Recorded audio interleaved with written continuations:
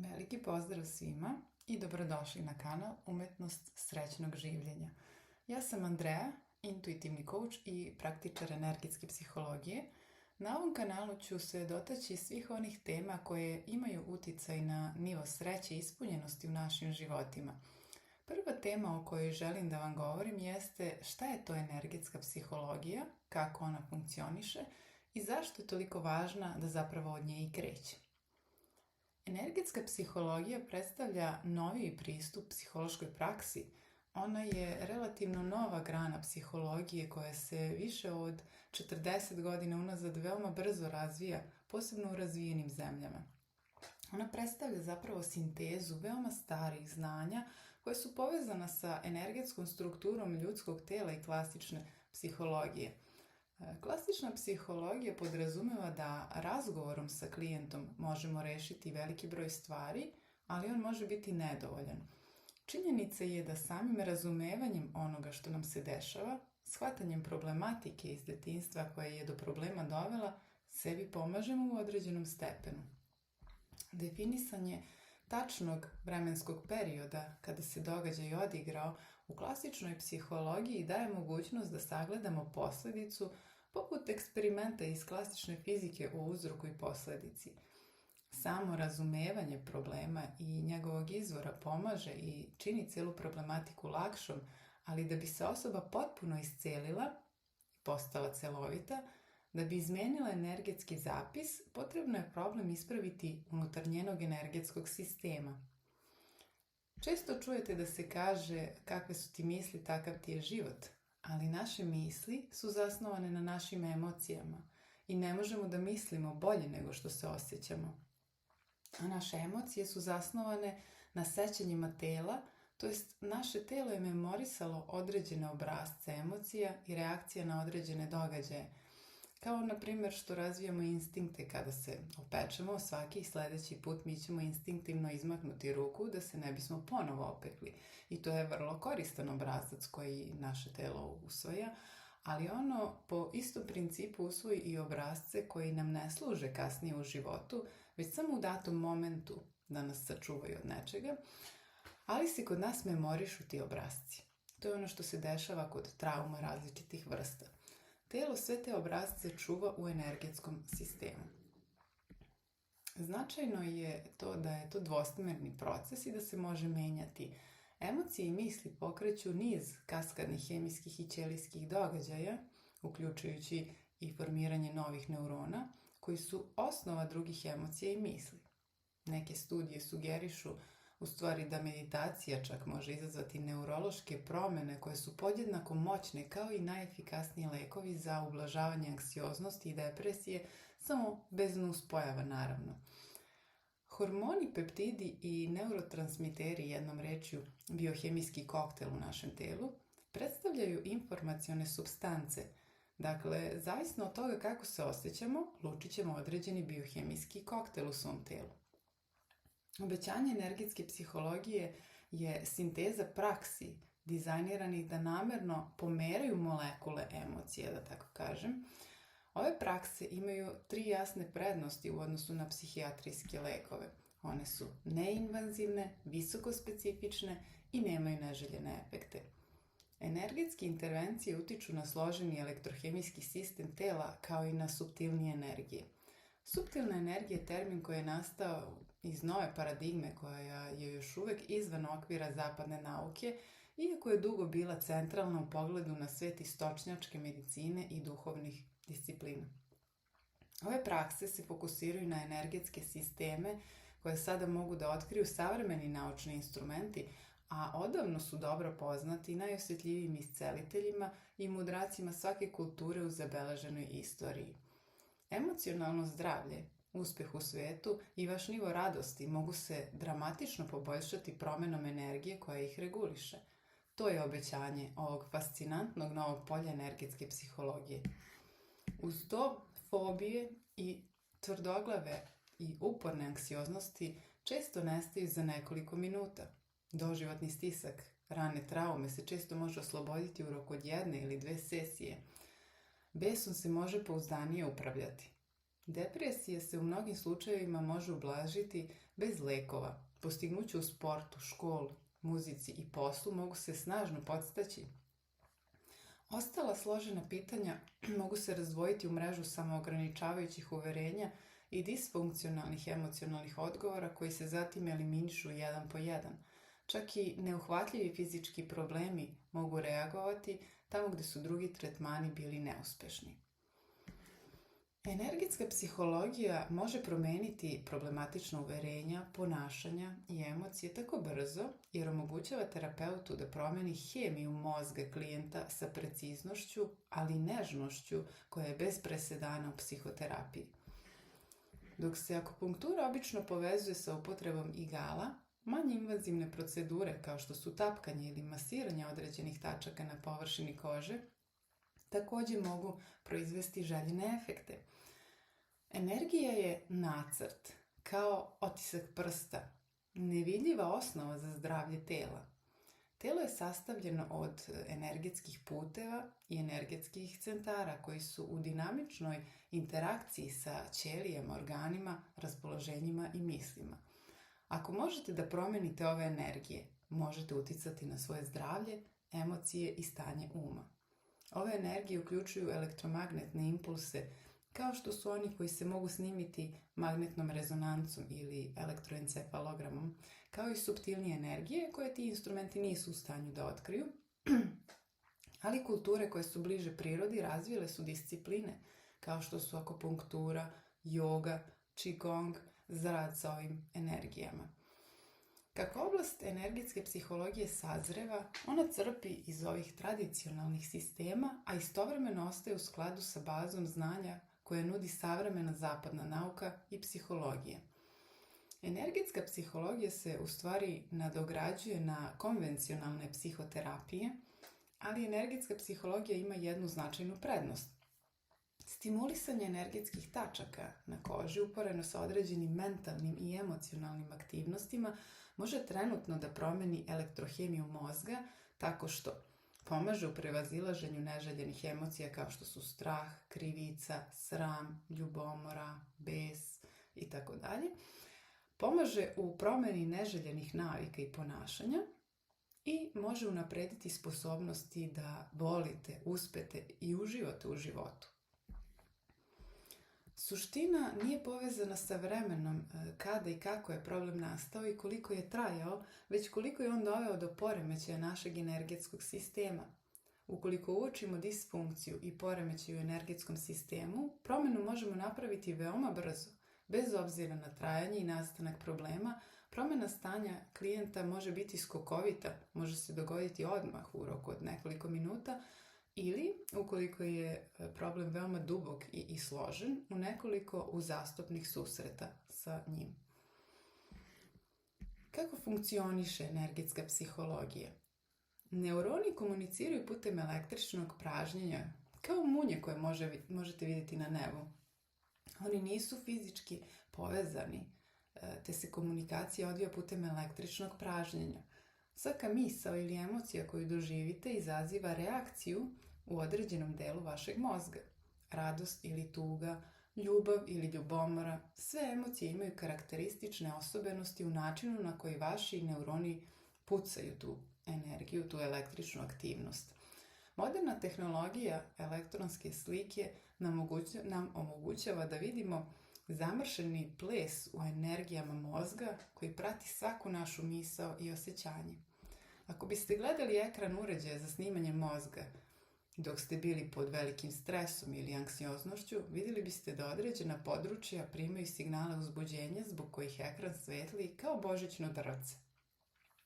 Sad, ključna stvar, ako vaš mozak prepozna sličnost između uznemirujuće situacije iz vaše prošlosti i onoga što vidite ili čujete u ovom trenutku, iako ne postoji trenutna pretnja ili opasnost, mogu se aktivirati isti signali nevolje koje ste iskusili u ranijoj situaciji. Iako može izgledati nerazumno, emocionalni odgovor može biti jednostavno neodoljiv. Ne možemo ga iskontrolisati svojim svesnim delom. Kao da ne možete da suzdržite reakciju, na primjer besa, ako se neko ponaša prema vama na uvredljiv način, laže vas dok vas gleda u oči ili nešto slično. Ne reaguje svaka osoba isto u datoj situaciji. Osoba koja nema taj okidač može se nasmejati u lice osobi koja laže, okrenuti se i otići. Neće imati potrebu da dokazuje da je lažov, da je nemoralan, da je bezobrazan i tako dalje. Samo osobe koje imaju takvu vrstu povrede u svojoj memoriji reagovat će burno i osjećat će da je to jedino ispravno. Sve drugo bi za njih bilo potiskivanje, sa čime se svakako ne slažem. Nema efekta da se samo s polja mijenja reakcija ako iznutra i dalje ključamo i osjećamo potrebu za reakcijom. Jedino je moguće pristupiti povredi zbog koje je i nastao ovaj zaštitni mehanizam i izmeniti doživljaj događaja, to jest naše emocije i energetski zapis. Pa će se i reakcija osobe izmeniti i moći će da ostane u miru kada se suoči sa sličnim situacijama. Ili bi moglo biti suptilnije, možda glas vašeg supružnika zvuči kao ton glasa vašeg roditelja neposredno pre nego što ste bili udareni, a vi ste odjednom ljuti na svog supružnika i žestoko branite postupke koji nisu bili kritikovani. Iako ljudi toga često nisu svesni, ova osnovna sekvenca gde trenutna situacija aktivira zastareli odgovor leži u korenu mnogih njihovih poteškoća. Od disfunkcionalnih obrazaca u njihovim odnosima i samopogubnih izbora na poslu do neminovnih anksioznosti, ničim izazvanih napada, agresije, iracionalne ljubomore ili straha. Energetska psihologija pokazuje kako možete stimulisati određene tačke na koži koje će slati elektrohemijske signale direktno u vaš mozak. Ako isto vreme u svom umu držite situaciju koja izaziva neželjenu emocionalnu reakciju, zapravo možete promeniti odgovor vašeg mozga na tu situaciju.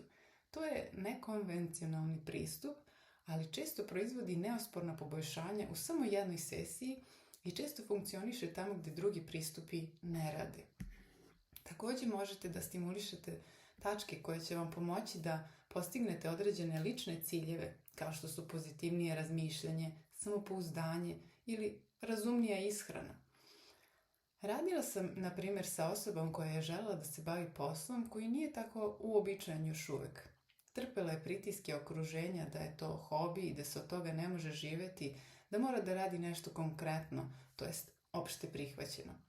Identifikovale smo blokade, misli, uverenja i emocije koje joj daju osjećaj nesigurnosti i sprečavaju ju u tome da ostvari željeno, ma šta ona spolja radila u tom cilju. Znači, ona je spolja preduzimala korake i akcije, ali energetske blokade koje u sebi nosimo se uvek manifestuju kao blokadu u spoljašnjim okolnostima, bili mi toga svesni ili ne.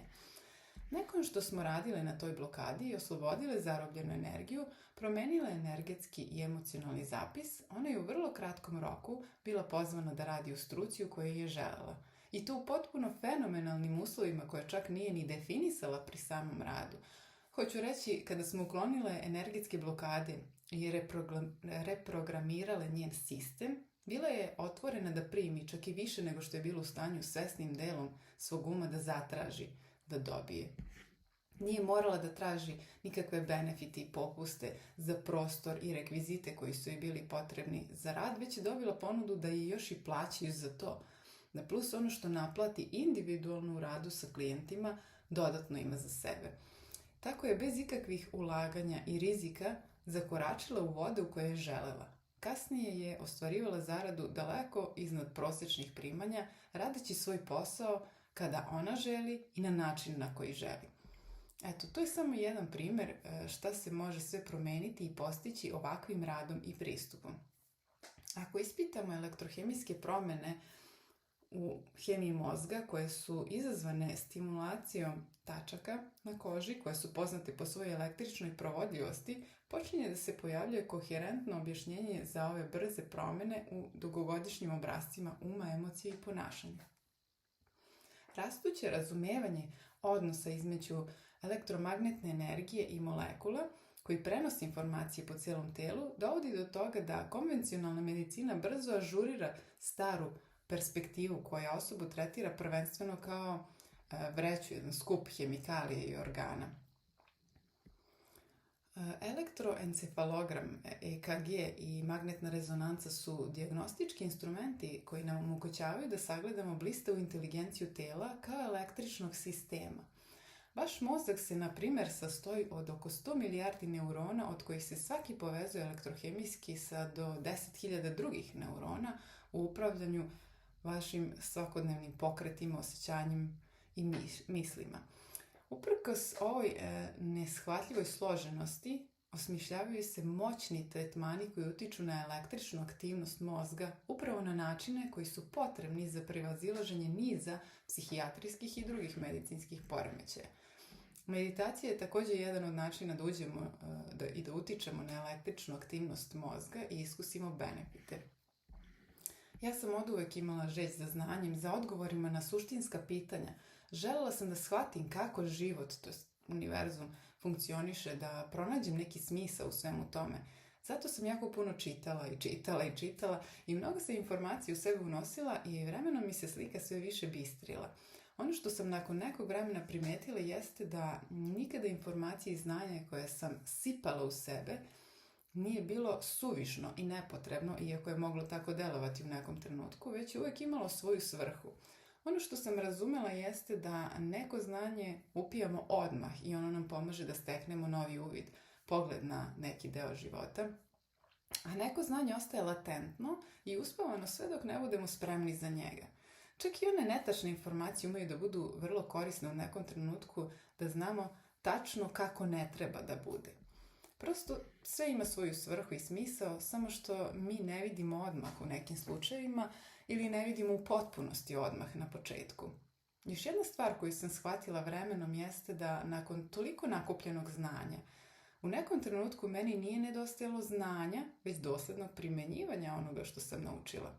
Sve što sam ikada zaista počela dosledno da primenjujem, neminovno je vodilo ka obećanoj promeni. I to jednostavno jeste tako, bez obzira što nam naši umovi govore drugačije, jer žele da nas time zaštite, pod znacima navoda, i prebace krivicu i odgovornost negde s polja na neke druge ljude, situacije i slično. Neke životne situacije nas pritisnu i podstaknu da počnemo da primenjujemo i ono uspavano znanje. Tada shvatamo da je znanje o tome odavno bilo u nama, ali mi nismo obraćali onu pravu istinsku pažnju na to. Skrivali smo to od sebe samih. To je onaj mehanizam gde sami sebe štitimo i ostajemo u zoni poznatog, jer je toliko snažan onaj prirodni strah od promene, od nečega drugačijeg, da nas to parališe. Kada god sam donosila novu odluku da zaista uvedem u svoj život nešto za što već neko vreme znam da je dobro, ali sam se pravila da ne znam, rezultati su dolazili veoma brzo, pa bi se ih zapitala što li sam sve vreme ovo odlagala, zašto nisam ranije napravila ovaj korak. Dakle, svi mi imamo tu tendenciju da se ne menjamo više i brže nego što nam je udobno, to jest više nego što nas pritiska situacija. Kada nas nešto dovoljno pritisne, uglavnom tek tada svoju snagu i energiju usmerimo na istinsko rešenje. Do tada se zamajavamo i radimo nešto na površini. Kao da brišemo prašinu sa nečega što zapravo treba možda i baciti. Zašto ga brisati i zadržavati ako je odslužilo svoje i vreme je za bacanje? Da li drveće zadržava suvo i ono brown lišće i pokušava da ga ozeleni? Ne, naravno.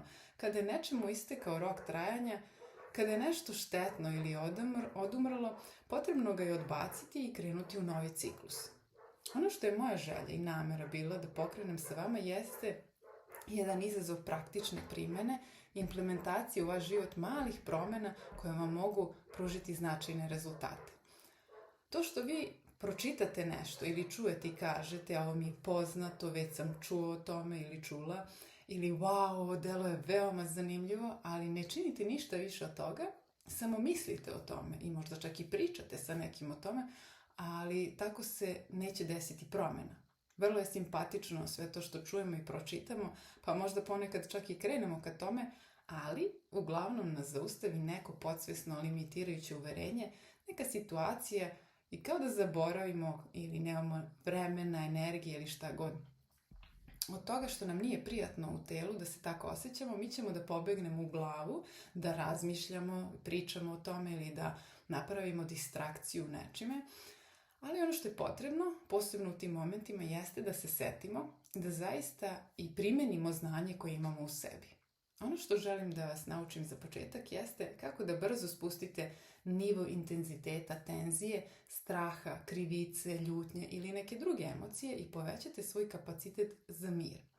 Kako da ostanete prisutni sa time što se dešava, a da ne pobegnete u automatsku reakciju, negativne misli, već da iz veće prisutnosti sa sobom možete da koliko toliko iz veće vibracije odreagujete na dati događaj. Vremenom ćete moći značajno da podignete svoju vibraciju, a samim tim će i vaš odgovor biti prilično drugačiji od početnog, ali to samo u slučaju da konzistentno primenjujete ovo što ću vas naučiti. Niko nije postao šampion ili majstor nečega tako što je jednom nešto uradio, već tako što je svakodnevno ponavljao i primjenjivao određeno znanje. Zato naglašavam konzistentnost. Dakle, šta želim da vas naučim? Timus tačka se nalazi na sredini grudne kosti, u predelu srca.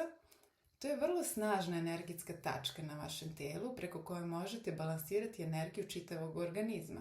Naučno je dokazano da ukoliko tapkate nežno i blago ovu tačku, u trajanju od minimum 3 minuta, promjena koju ćete doživjeti jeste veći mir i balansiranost. Znači, ništa komplikovano, ništa što zahteva pola dana da izdvojite, jedna kratka, a jednostavna i efektna energetska vežbica iz energetske psihologije. Tapkanjem ove tačke povezuju se lijeva i desna hemisfera i balansiraju svi meridijani u telu, to jest energetski tokovi.